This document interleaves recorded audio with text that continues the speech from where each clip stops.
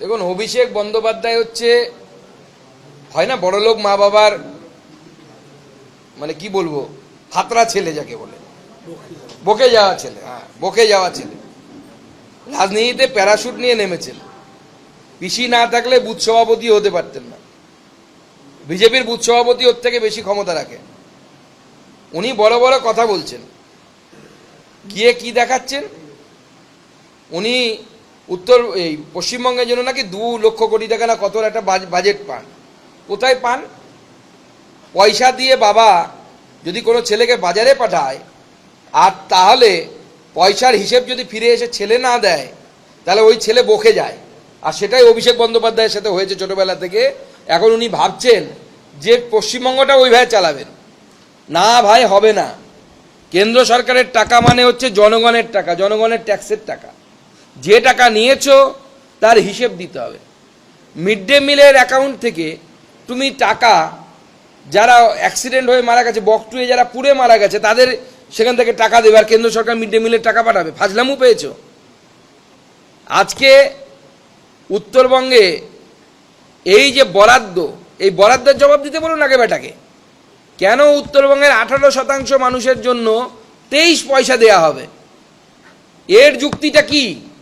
মুখ্যমন্ত্রী তো বড় বড় কথা বলেছিলেন যে উত্তরবঙ্গের মানুষকে আর দক্ষিণবঙ্গে যেতে হবে না, এখানে নাকি কি কন্যা একটা হবে। সেই কন্যা সে তো উত্তর কন্যা হয়েছে, কন্যা যে ভূমিষ্ঠ হয়ে বিয়ে হয়ে গেল, তাও কিছু হচ্ছে না উত্তরবঙ্গের মানুষেরা। দেখুন, প্রথম কথা হচ্ছে আজকেই সুপ্রিম কোর্টে গিয়ে, কালকেই সুপ্রিম কোর্টে গিয়ে তৃণমূল কংগ্রেস একবার থাপ্পড় খেয়ে নন্দলাল হয়ে ফিরে এসেছে। ট্রান্সফার নিয়ে গেছিল। তো আপনাদের কাছে যদি তথ্য প্রমাণ থাকে, সেই তথ্য প্রমাণ আপনারা কোর্টে গিয়ে পেশ করুন না। তৃণমূল কংগ্রেসকে বলুন কোর্টে যেতে। এত বড় বড় উকিল কল্যাণবাবু চেঁচিয়ে মাত করে দেন, তাঁকে গিয়ে চিৎকার করতে বলুন। কেন পারছেন না? কারণ দেখা যাচ্ছে যাদের নাম বাদ যাচ্ছে তাদের দেখা যাচ্ছে 15 বছরের বয়সে সে বাবা হয়েছে। কিভাবে সম্ভব? 3 মাস অন্তর অন্তর বাচ্চা হচ্ছে এক একজনের। কি চলছে এটা? এক একজন বাবার নামে 300 জন সন্তান। ধৃতরাষ্ট্র ফেল, ধৃতরাষ্ট্র 100 অব্দি গেছিল, এরা 300 অব্দি পৌঁছে গেছে। তারপরেও এরা বড় বড় কথা বলে।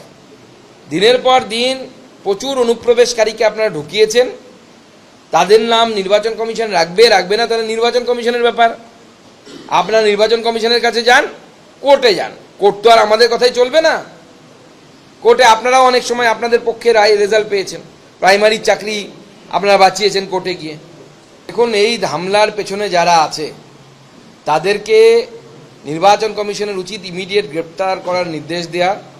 আর যদি থানার, জানি না আইসি না ওসি কে আছে ওখানে, যদি সে 24 ঘন্টার মধ্যে গ্রেপ্তার করতে না পারে বা যে টাইমলাইন ইলেকশন কমিশন দেবে তার মধ্যে যদি গ্রেপ্তার না করে, তাহলে 311 রুলে এদেরকে সাসপেন্ড করা উচিত নির্বাচন কমিশনের, যাতে আর জীবনে চাকরিতে ফিরতে না পারে। দেখুন, তৃণমূল কংগ্রেসের তো বেশিরভাগ বিধায়ক, যারা আগে বিধায়ক হয়েছেন বা মন্ত্রী হয়েছেন, তাদের সবারই তো সম্পত্তিতে এরকম ফুলে ফেপে উঠেছে। এ তো নতুন তো কিছু নয়। এরকম বহু উদাহরণ আছে, আমি দিয়েছিলাম এর আগে।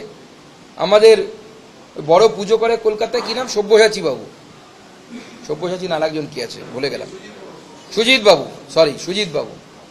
সবাই জানি আমরা, এক সময় দমদম স্টেশনের বাইরে উনি এগরোল বিক্রি করতেন। আমি বলছি না ছোট কাজ, যে কোনো কাজই ভালো, পরিশ্রমের কাজ তো অবশ্যই ভালো। এখন যে কাজ করেন তার থেকে ওটা অনেক ভালো কাজ ছিল। এগরোল বিক্রি করতে করতে এখন তিনি, তার জন্মদিনের পার্টি হয়, তাতে মুম্বাই থেকে গায়ক গায়িকারা আসে। কিভাবে সম্ভব? ওনাকে বলেছিলাম বলে উনি খেপে গেছিলেন। বলেছিলেন আপনাদেরও প্রধানমন্ত্রী তো চা বিক্রি করতেন। হ্যাঁ, আমাদের প্রধানমন্ত্রী চা বিক্রেতা থেকে প্রধানমন্ত্রী হয়েছে, কিন্তু কয়েক হাজার কোটি টাকার সম্পত্তি করেনি। তৃণমূলের সবই তো এরকম আঙুল ফুলে কলা গাছ। যেদিকে ঢিল মারবে সেদিকে চোর ধরা পড়বে, ইডি হাঁপিয়ে যাবে, এত চোর আছে ওদের।